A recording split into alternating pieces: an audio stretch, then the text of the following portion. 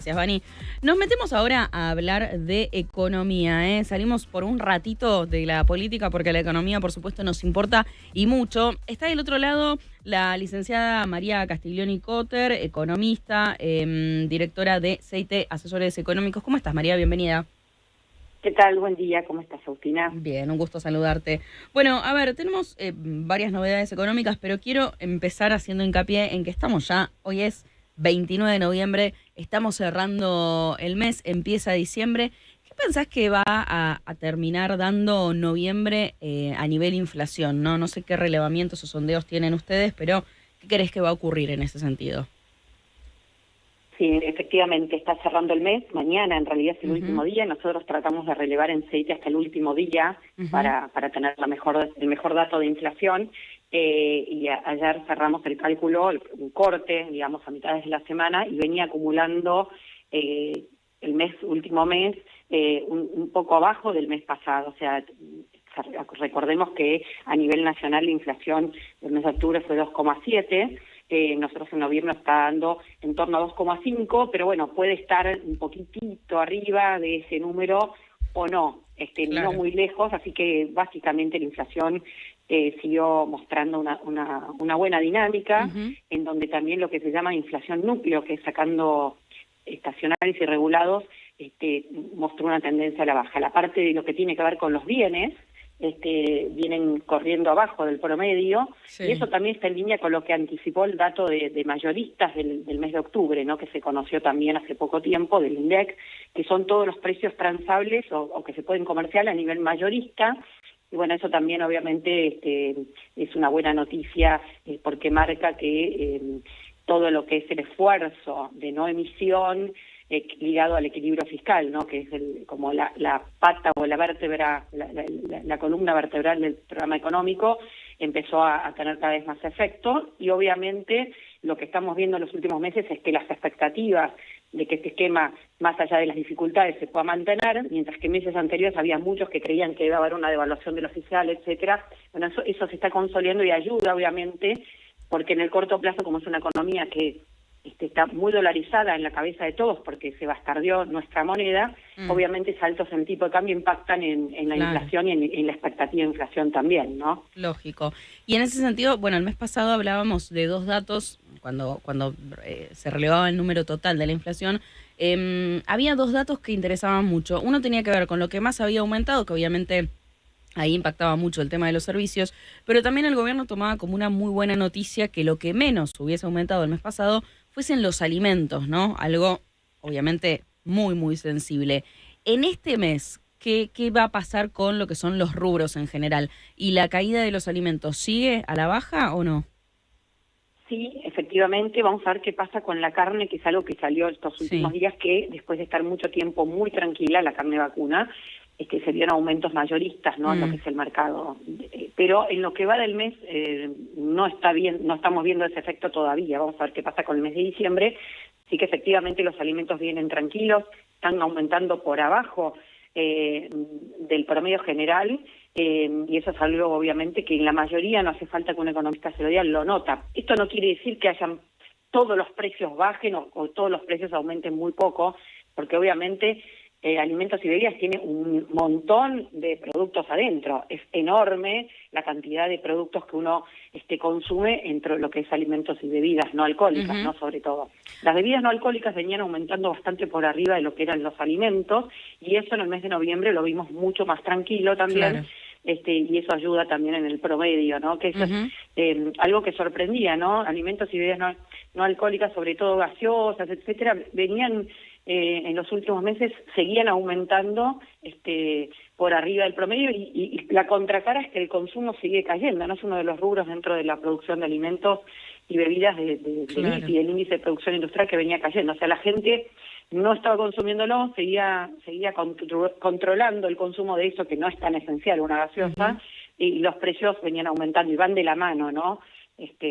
Así que este mes de noviembre lo vimos también más tranquilo a ese rubro. Claro, totalmente. Ahora, obviamente, uno siempre está esta frase hecha de en la Argentina todo puede pasar, pero más allá de eso, la realidad es que el curso de la economía depende de muchísimos factores. Dicho eso, hay una tendencia que estamos viendo en lo que son los números de inflación.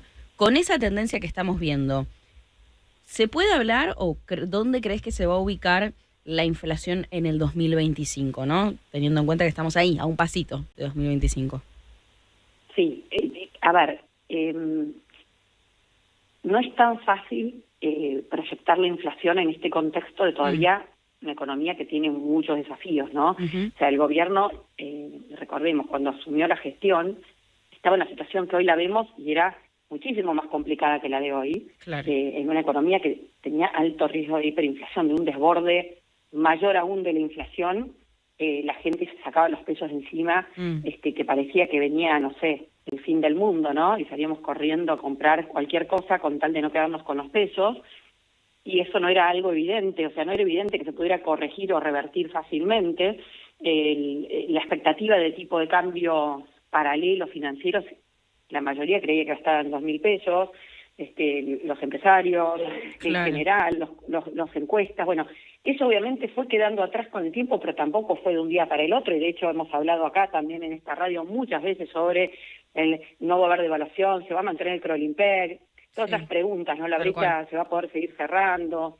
En particular nosotros, lo pueden ver en los tapes, éramos en general, marcando los riesgos, creíamos que el programa económico era consistente y si realmente se cumplía con el equilibrio fiscal, las consecuencias de no emitir y de ir saneando el balance del Banco Central, que era sacar o resolver los pesos viejos, ¿no?, de otros déficits, iban a llevar a buen puerto, porque en definitiva la inflación es un fenómeno monetario y es así, más allá de que en el corto plazo vos puedas tener cosas que generen o que te permitan o te impidan bajar la inflación rápido, ¿no?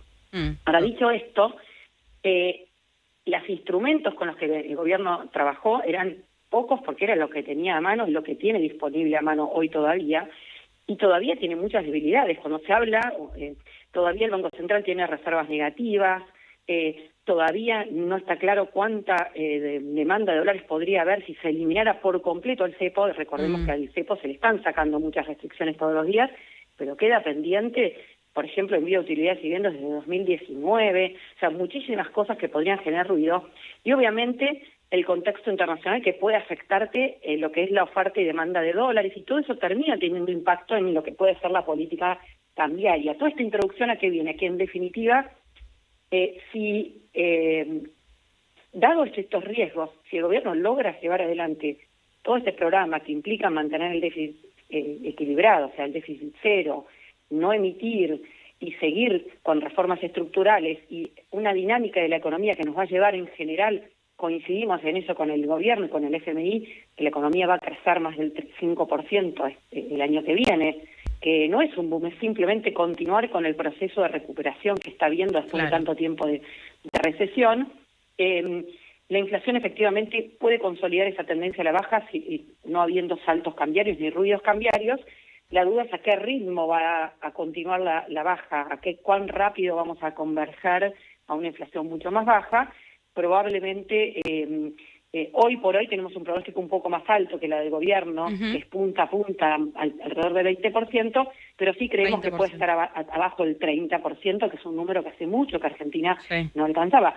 Dicho esto, no me acuerdo de la última vez. Baja. ¿Cómo? No me acuerdo de la última vez, hace mucho tiempo, tal cual.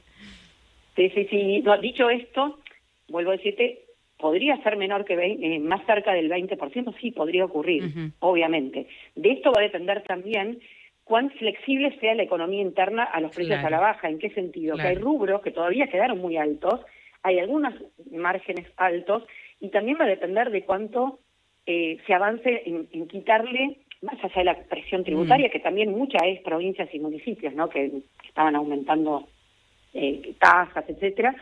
También cuánto logren las empresas, mejorar su estructura de costos en términos de tener, por ejemplo, más acceso a financiamiento a tasas bajas, y eso les permita manejar mejor todo lo que tiene que ver con el manejo de los costos, cuánto mejore o puedan internalizar en sus costos, que haya menos trabas, controles, digamos, todas cuestiones que tienen que ver con las importaciones de insumos, etcétera.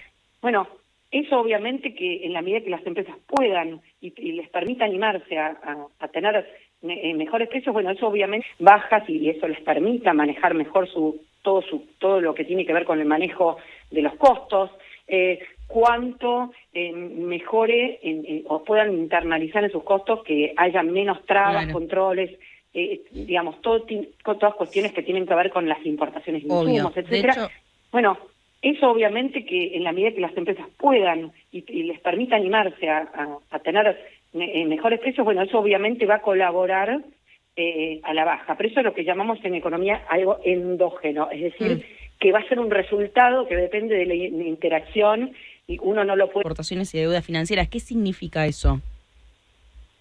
Bueno, ¿qué significa? Que vos en realidad, parte de lo que es las normas cambiarias, los exportadores y aquellos que tienen un financiamiento en el exterior, o sea, que consiguen dólares en el exterior, tenían obligación formal, para pasarlo por el mercado oficial, de liquidarlos, es decir, de vender esos dólares y quedarse con moneda local, ¿no? Los exportadores, por ejemplo, o empresas que se financian en el exterior también, formalmente tenían que ingresar esos dólares y liquidarlos, ¿qué quiere decir? Pasarlo a moneda local. Claro. Ahora lo que hacen es, les permiten dejarlos, o sea, esos dólares que tienen, ya sea el exportador que cobra o la compañía que consigue dólares de financiamiento, lo pueden dejar fuera del país hasta 180 días, es decir, no tienen la obligación de liquidarlo sí o sí al momento que lo cobran, o al plazo que estaba establecido, ¿no? Porque cada ítem de exportación tenía un plazo. Le da más flexibilidad.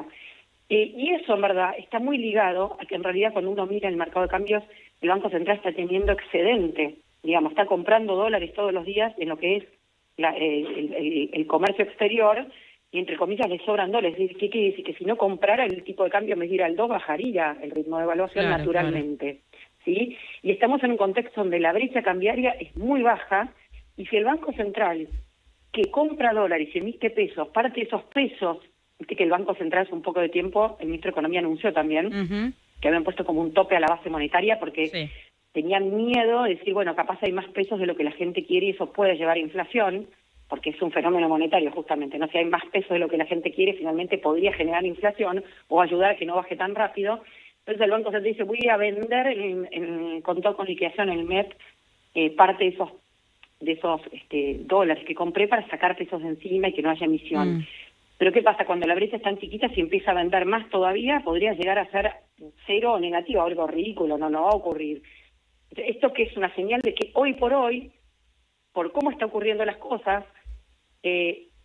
sobran dólares. Claro. ¿Sí? Entonces, si yo permito que no entren ya esos dólares, le doy flexibilidad, bueno, puedo dar un cierto aire, vas normalizando, porque en general un país normal no te obliga a liquidar los dólares. Entonces, bueno, van testeando, liberando, sacando trabas, van testeando cómo sería un mercado más normal, ¿sí?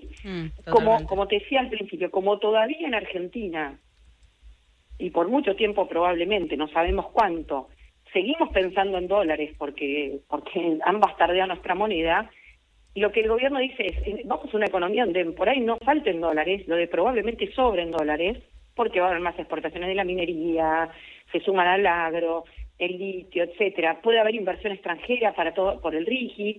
En definitiva, Argentina debería ser un país que le falten dólares si hacemos las cosas bien. Claro.